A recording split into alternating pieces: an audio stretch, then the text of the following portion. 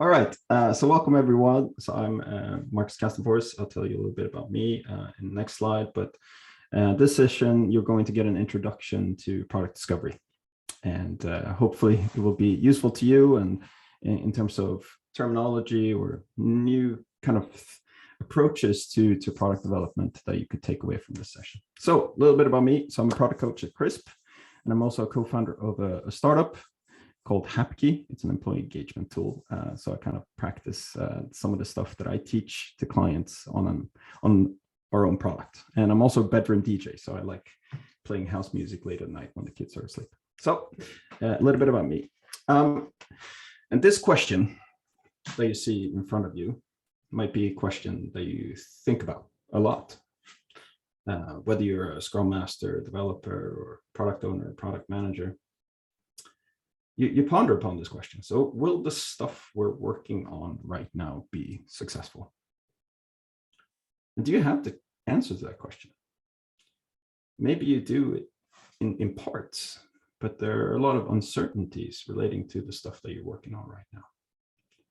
So with product discovery, the ambition is to help you answer this question in a better way.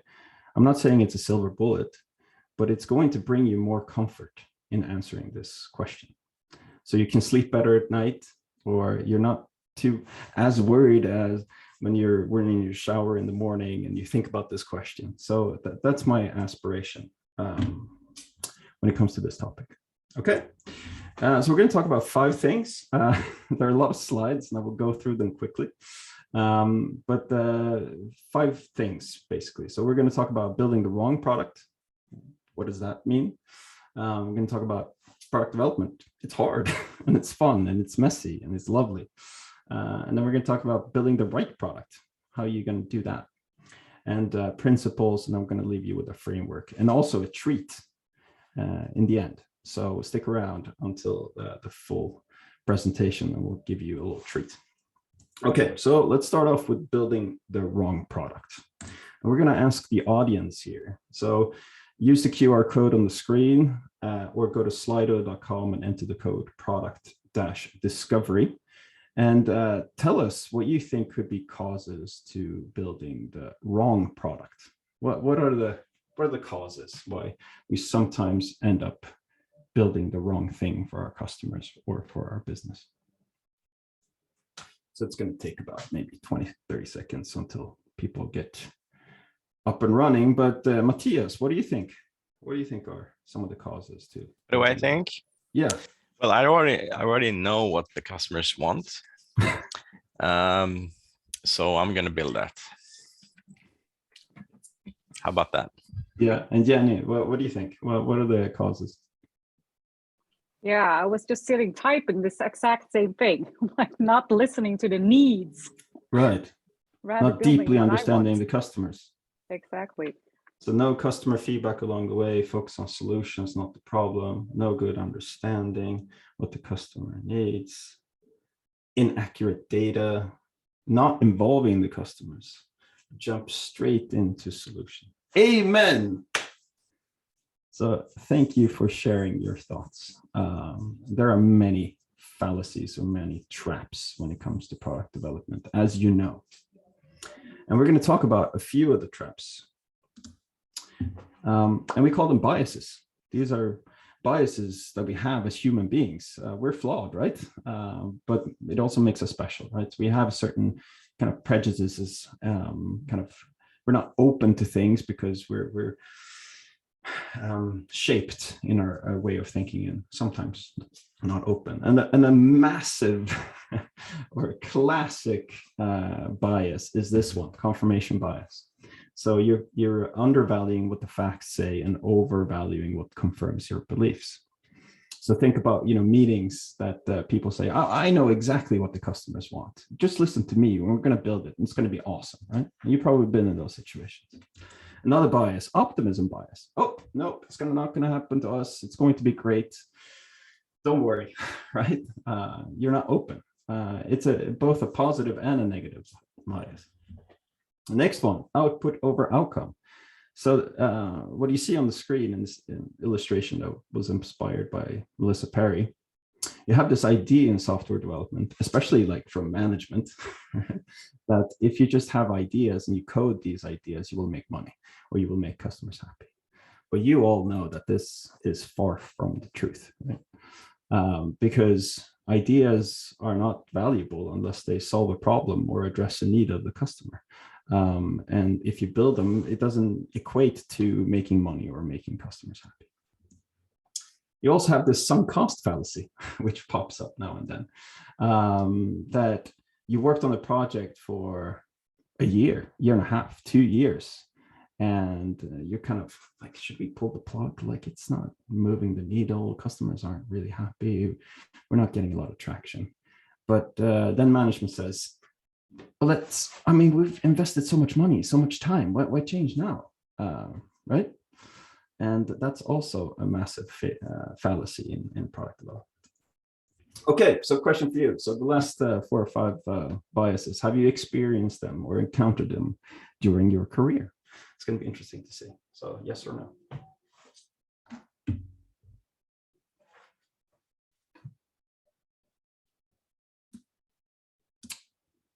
Let's see here.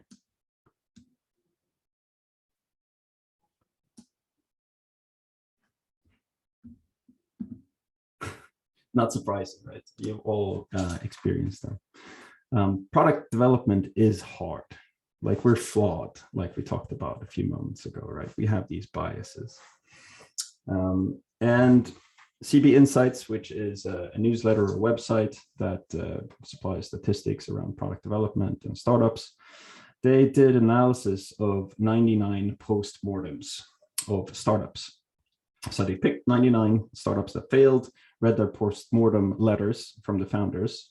And what they discovered was that 42% of the time, they wrote that there wasn't a need for the product. That's why they failed as a startup, right? That must be incredibly uncomfortable, spending 3, 4, 5 years on a product, and then you discover there's no market need. Another statistic that you might have seen in the past, it's the 80-20 rule of product development, that most of the stuff that we develop for our customers are not used that often, right? 50% is hardly ever used. 30% is frequently used, and only 20% of the stuff is often used by customers. And when I used to work at Nordnet, a Swedish fintech company or bank, we did analysis just like this, and we found out that 20% of the stuff that we have in terms of functionality are often used by customers. So this golden rule when it comes to product development, that most of the stuff is not used. All right. I'm actually going to share my screen again so I can share the sound here. Here we go. I'm going to play a little video of a failed startup. And let me know if you can't hear. Let's press play.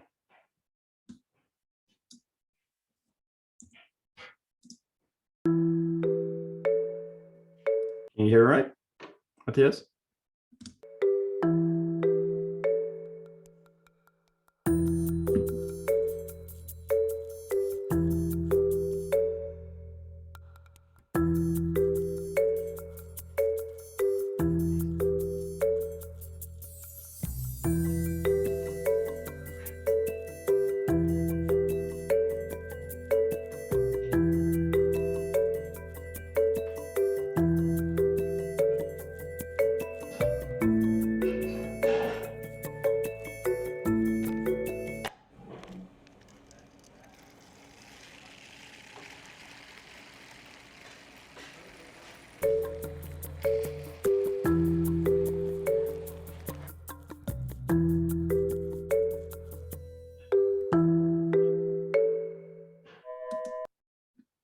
All right, so that was Juiceroo.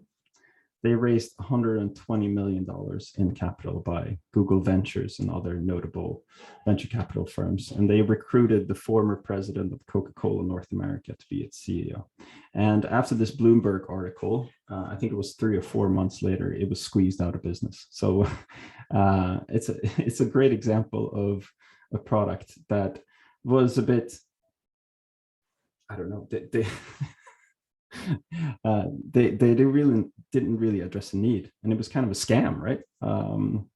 But what's interesting is reading articles relating to why it failed, or what was the root cause of this product's failure. And what they thought was the root cause was that they had so much capital. And having so much capital increased the complexity because they hired a fancy design firm to design the product. The product was beautiful, right? But just some examples of over engineering was that there were QR codes on the packets, and you had to scan the QR codes in order to use the product. And the rationale of putting the QR codes was to see or to understand the best before date of the product, right? But it was written on the product itself. So it's like over-engineered, and there was a lot of other examples of the product being over-engineered. All right, so failed products. But now let's talk about building the right product. So what does that mean?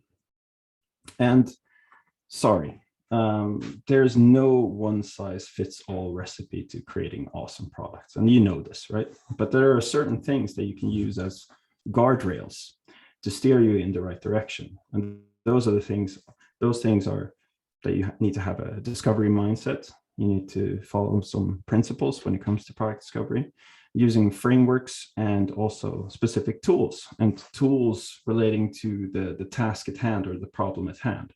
Because there are many tools in product discovery, as you know, but it's about using these tools in the best way possible. And thinking about the brain, you have two parts of the brain. You have the left and the right, right? And it's kind of the same thing when it comes to discovery and delivery. So discovery is about building the right thing, and delivery is about building it right. And discovery is more chaotic. It's more creative, right? Because there's a lot of uncertainty that you need to tackle in discovery. And when you've discovered enough, you can start building it, and you want to build it right. And that comes, that the focus is on scalability, security, etc., and many other things that goes into the rigor of delivery.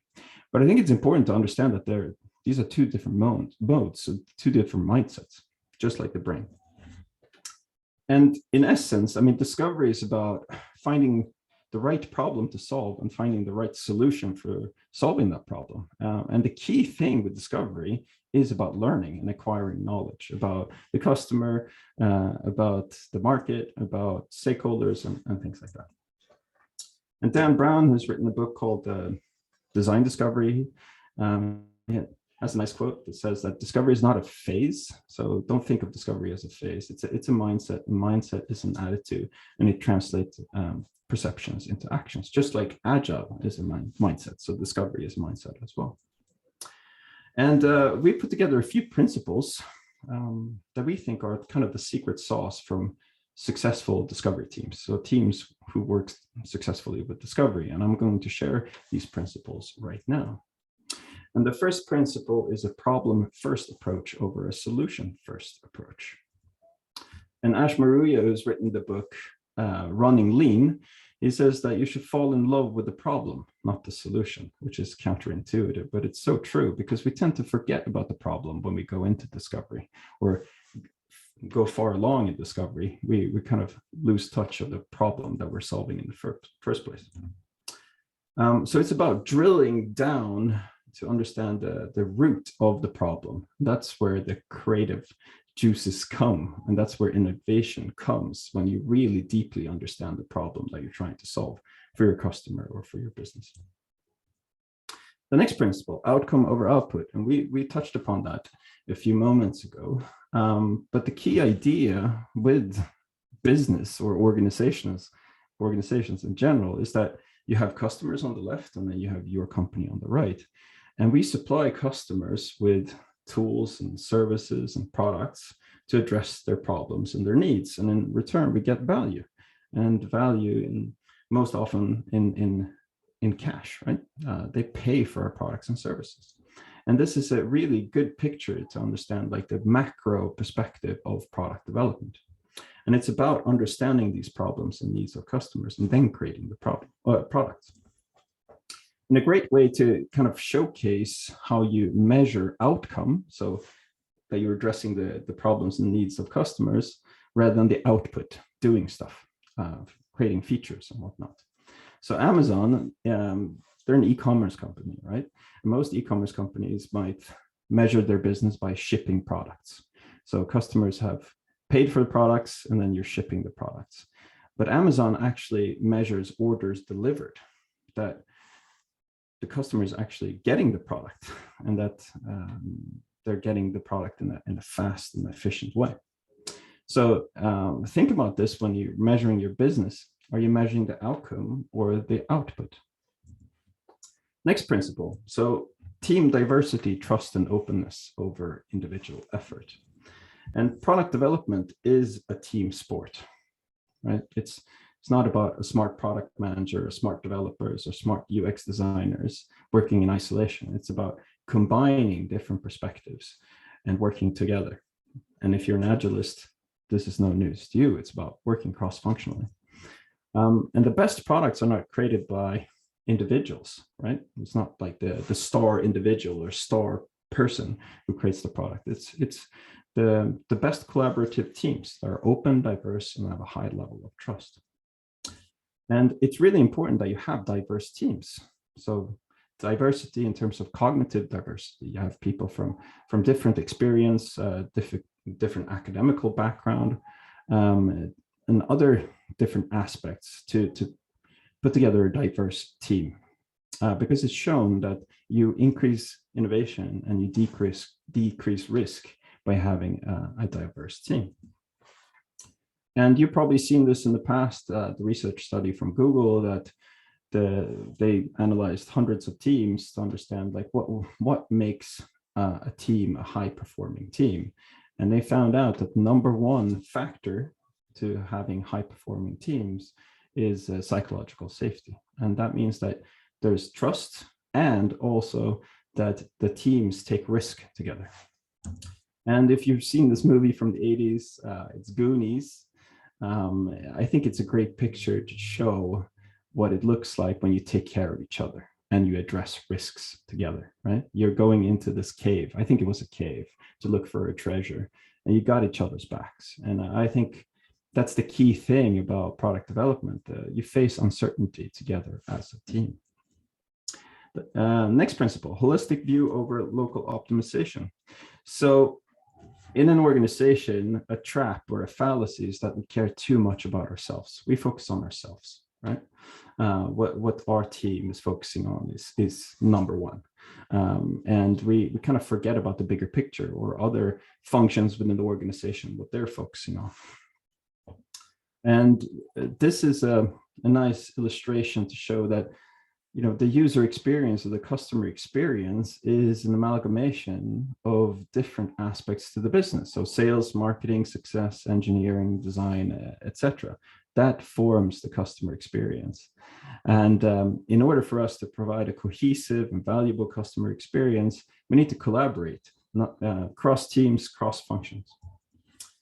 And the last principle I want to talk about is continuous discovery over unplanned exploration.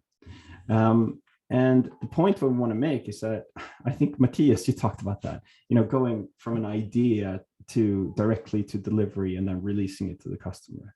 That has a lot of risk, right? And might make customers really unhappy or you don't meet business goals. The next approach is that you do some kind of discovery and then you hand over to delivery. But the best approach is when you do continuous discovery. So you do a little bit of discovery, a little bit of delivery, a little bit of discovery, a little bit of delivery. So you have this continuous process of learning, because what we talked about earlier is that discovery is about learning and acquiring knowledge. And when you feel like, oh, we've learned enough, let's start developing. So this is an overview of the principles. So we have 5 of them. All right, so it's about problems, it's about outcome, it's about the team, it's about having this holistic view and working in a continuous discovery approach.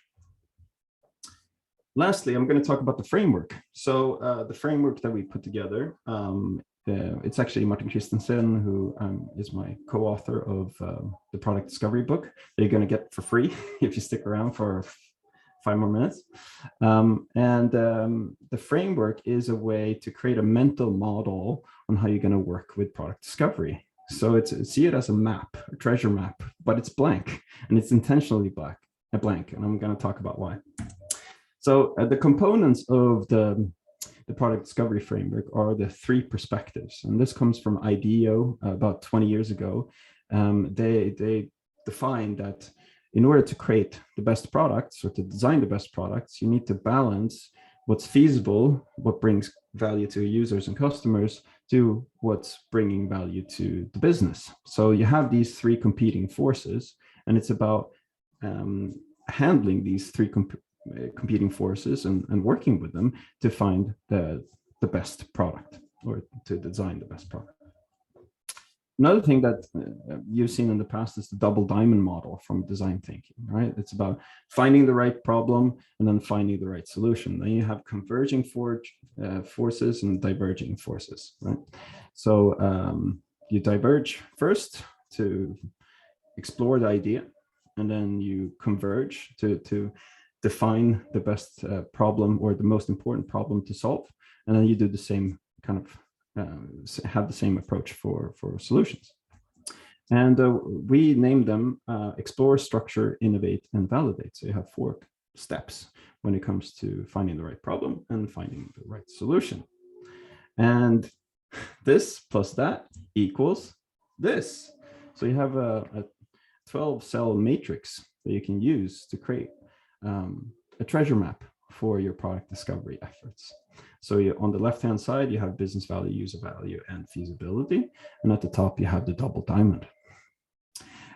Just some examples of some questions that you can pose for the different parts of the framework.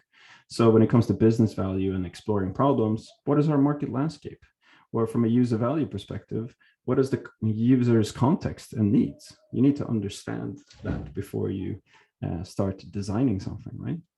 And then in terms of feasibility, what is our current capability when it comes to this product or this portfolio? And these powerful questions can help you to select which tool is most appropriate. So what is the user's context and needs? You probably need to do some user research or look at data relating to analytics. What is our market landscape? You probably need to do some competitive analysis to understand what our competitive landscape look like. When it comes to structuring things, what is a valuable gap in the market? Which user needs are most important? That's when you converge, right? To define the most important problem to solve. And we've been working with this matrix for many years, 4 or 5 years. And the feedback that we get from our clients is that it's really useful because they have a common vernacular when it comes to product discovery. And also they can talk about where they are in the process. Are we in the problem diamond or in the problem space? Or are we in the solution space? Do we know enough? And just to exemplify some things relating to tools is that when it comes to business value, you have a lot of business value tools like business model generation, requirements engineering, lean startup, and things like that. And from a user value perspective, most models relating to UX design or design thinking are in that area. And feasibility, you have organizational structure methods from kind of HR when it comes to structuring the organization. But then you also have a lot of technical methods like spikes, for instance, at the end, so in the solution stage. So our ambition with this framework is to create an overarching holistic approach to product discovery where you can select the methods that you're comfortable with and put them in the matrix and see where you have gaps. And you can fill these gaps by using new tools in your team.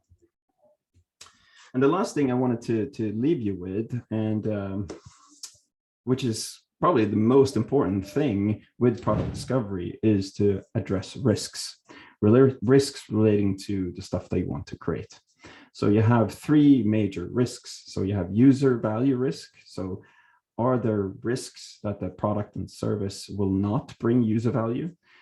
Business value, are there risks that we're not bringing business value with this product? And the same thing with feasibility, that are there risks that the products and services not feasible? So a key tactic that I would like to recommend to the audience is to have a workshop with your team before you start discovery, to just have a brainstorm around the major risks relating to the task at hand, and visualize them on a whiteboard or the Miro board, and start to cluster them, and then brainstorm like, okay, so what kind of tools and tactics can we use to address these risks?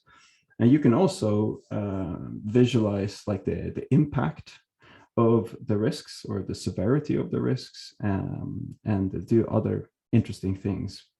And the point here is that if you highlight the risks up front, you've done a big part of product discovery already. And I think Marty Kagan said that it's 50% of the product discovery is just addressing risks and visualizing the risks and talking about the risks. Okay, so that's the end of the talk, and some inspiration. So I've written a book about this stuff. So the content in the presentation comes from the book, Product Discovery, a no-nonsense guide to building effective products and services. And everyone in the audience will get the book for free. So I'm going to paste the link to the book in just a few moments. But I would also recommend reading Teresa Torres's book, Continuous Discovery Habits. And he also will talk about opportunity solution trees, which is a tactic that Teresa has coined or created. And then on the left-hand side, you have Inspired by Marty Kagan, which is a great primer to product management and also product discovery. And you probably read the Lean Startup, but it's always good to read the Lean Startup again, because there are tons of examples and case studies relating to just product discovery. So with that said, thank you very much for listening. And I'm going to open up for questions, and I'm going to paste the link.